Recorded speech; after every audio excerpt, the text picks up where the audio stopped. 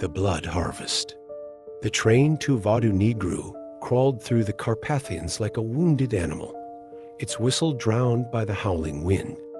When I stepped onto the platform, the cold bit into my lungs a metallic chill that tasted of old blood. No one greeted me.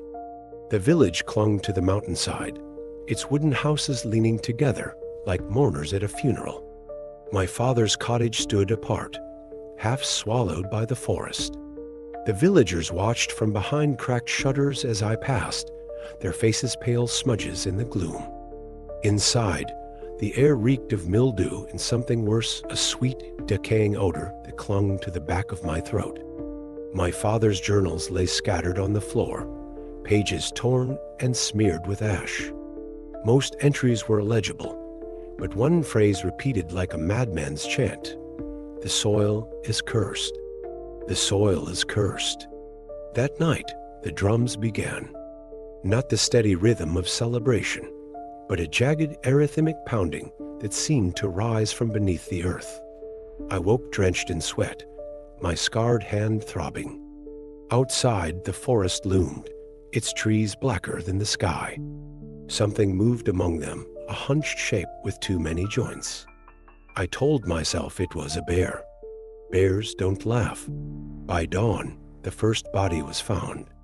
Old man Dragomir's corpse lay in the village square, his throat ripped open, eyes gouged out. The villagers muttered about wolves, but wolves don't leave puncture wounds in the shape of a human mouth. Father Mihai refused to bless the body. He was marked, the priest whispered, crossing himself.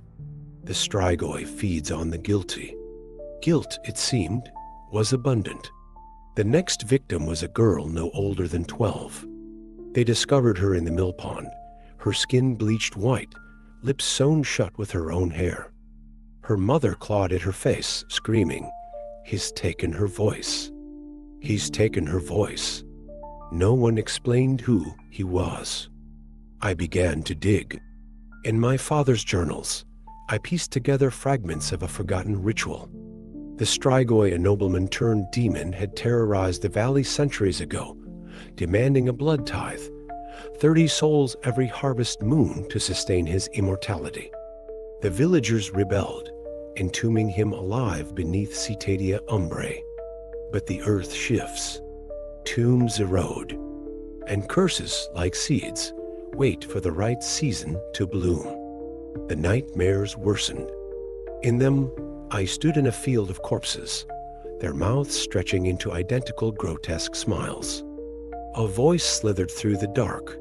"You smell of him. The smith. His blood runs thin in you.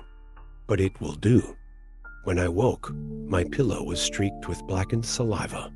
The ruins of Citadia Umbrae were a festering wound in the mountainside.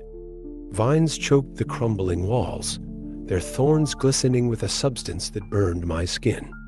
I descended into the crypt, my father's rusted scythe in hand. The air grew thick, each breath like swallowing oil. The coffin was a masterpiece of rot. Carved from petrified oak, its surface crawled with serpents frozen mid-strike. Inside lay the Strigoi, not a corpse, but a mockery of life, a creature of wax and flesh and hollow bones, its lips stained crimson. Its eyes snapped open, black, pupilless, hungry. I ran, the thing's laughter echoing through the tunnels. By nightfall, the killings began in earnest. The mayor's wife was found hanging from the church rafters, her body drained, throat slit ear to ear. The blacksmith's son, a boy I'd taught to whittle, was discovered in the forge, his limbs twisted into a perfect circle. Panic spread. Villagers nailed hawthorn branches to their doors, painted crosses in goat's blood. None of it worked. The Strigoi grew bolder. It appeared at twilight, a shadow with teeth, tearing through homes as easily as cloth. Survivors babbled of a face that shifted, sometimes a lover's, sometimes a child's, before the fangs sank in. I armed myself with my father's tools, a vial of foul-smelling liquid holy water, he'd called it, though it reeked of rot, a scythe blade etched with runes, and a dagger made of bone. But weapons are useless against a foe that knows your fears.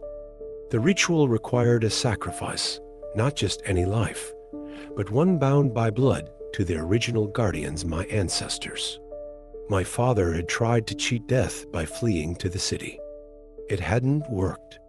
Now the debt fell to me. I lured the strigoi to the graveyard, where my father's grave lay open, the soil fresh. Moonlight bathed the crooked crosses as I knelt, the bone dagger pressed to my palm. The air thickened. Shadows pooled like tar. It emerged from the tombstone, its form flickering, a nobleman in tattered finery, a skeletal beast, a swarm of beetles. "Little Smith," it crooned, voice slick as oil. "You taste of desperation." "Delicious." I slashed the dagger across my hand. Blood dripped onto the rune-etched scythe. The thing hissed, recoiling. "You think blood can harm me? I am made of blood." "Not yours," I said. "Hers." I plunged the scythe into my father's grave. The earth erupted. Skeletal hands clawed upward, dozens of them, the villagers stolen dead. They seized the strigoi, dragging it down as it shrieked, thrashing like a hooked fish. The ground sealed with a wet, sucking sound, but rituals demand balance. They call me a hero, fools. The fever started 3 nights later. My reflection blurs at the edges now.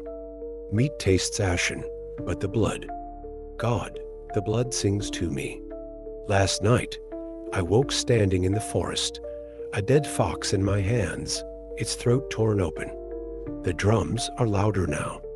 They don't come from the earth, they come from inside. The villagers leave gifts, garlic braids, silver coins. They don't see the black veins creeping up my legs. Don't hear the whispers in the walls. 30 souls. 30 souls. Tonight the moon is full, and I'm so very hungry.